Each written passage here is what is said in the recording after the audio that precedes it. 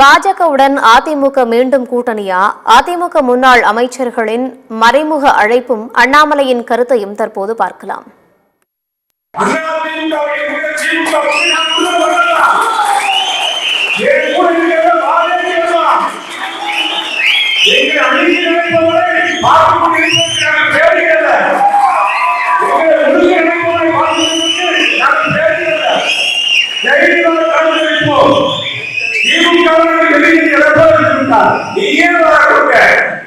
கற்பனை நாயகனாக மாறாங்க. நான் என்ன சொல்றாரு, நாங்களும் சொல்றோம், நானும் பல முறை சொல்லியிருக்கேன்.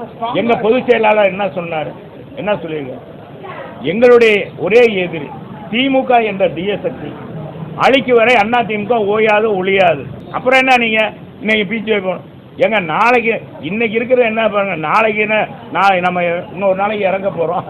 இப்பவே சுடுகாட்டில் போய் படுத்துக்கிறீங்களா? ஏங்க அதை போய் என்னைக்கு நடக்க போறது, இன்னைக்கு ஏன் கற்பனைக்கு வர்ற? 1772 இருந்து ஒரே எதிரி தான்.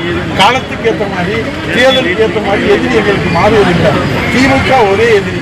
அவரை வீழ்த்துவதற்கும் அந்த எதிர்ப்பு வாக்குகள், இந்த திமுக அரசை வீழ்த்துவதற்கு இன்றைக்கு ஆதரவு அளிக்கக்கூடிய சக்திகள், ஆதரவு அளிக்கக்கூடிய அந்த வாக்குகளை தான் சிந்தாமல் சிதறாமல் ஒன்று சேர்க்க வேண்டும் என்பதை பகிரங்கமாக சொல்லியிருந்தார்.